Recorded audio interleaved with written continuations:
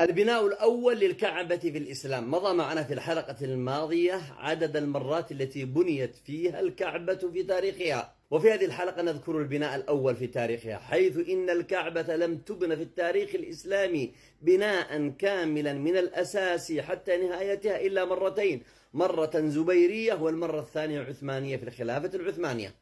أما في الخلافة الزبيرية في خلافة عبد الله بن الزبير قد وهى بنيانها وتصدعت جدرانها بسبب عوامل الزمن وبسبب القصف الذي فرضه الحسين بن نمير على ابن الزبير عندما جاء بأمر يزيد بن معاوية لحصار ابن الزبير، ثم مات يزيد بن معاوية وقائده يحاصر ابن الزبير، فرفع الحصار وانسحب الجيش المحاصر في عام 64. ترك عبد الله بن الزبير البيت على حاله حتى جاء الناس للموسم، يريد من الناس أن يروا البيت وما أصابه من ضرر بسبب ما فعله أهل الشام، فخطب في الناس يريد رأيهم في عمارة البيت الذي وهت جدرانه وضعفت عمارته، يريد أن يجرئهم على أهل الشام، واقترح هدم الكعبة وإعادة بنائها لأن هذا البناء لا يصلح للزمن، واقترح إعادة بنائها على قواعد إبراهيم لأنها كانت رغبة النبي صلى الله عليه وسلم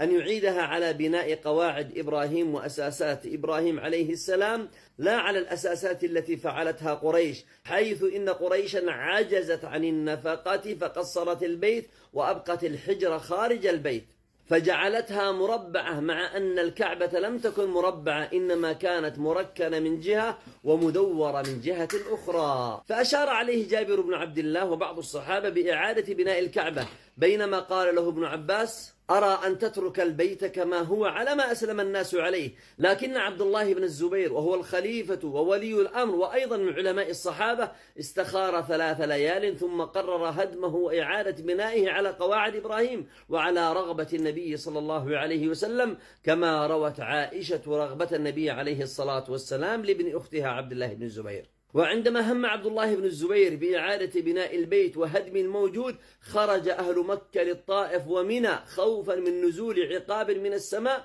ومنهم عبد الله بن عباس خرج إلى منى هيبة وخوفا، فبقي في منى حتى انتهاء البناء. فبنيت الكعبة ووضع الحجر الأسود مكانه عباد بن عبد الله بن الزبير وجبير بن شيبة أثناء صلاة الظهر، وتشظت من الحجر الأسود شظية لم يستطع العمار أن يعيدوها إلى الحجر الأسود، فبقيت عند آل شيبة دهرا، كما تشظت في عهد سليمان القانوني 5 شظايا صغيرة لم يستطيعوا إعادتها للحجر. ولما قتل ابن الزبير أمر عبد الملك بن مروان بهدم زيارة عبد الله بن الزبير وإرجاعها مربعة كما فعلتها قريش، ولم يكن يعلم بالحديث الذي روته عائشة عن النبي عليه الصلاة والسلام في رغبته لإعادتها على قواعد إبراهيم مدورة. فلما علم عبد الملك بن مروان بذلك ندم ندما شديدا عندما بلغه حديث عائشة ولعن الحجاج. ولما علم هارون الرشيد وقبله أبوه المهدي وقيل جده أبو جعفر المنصور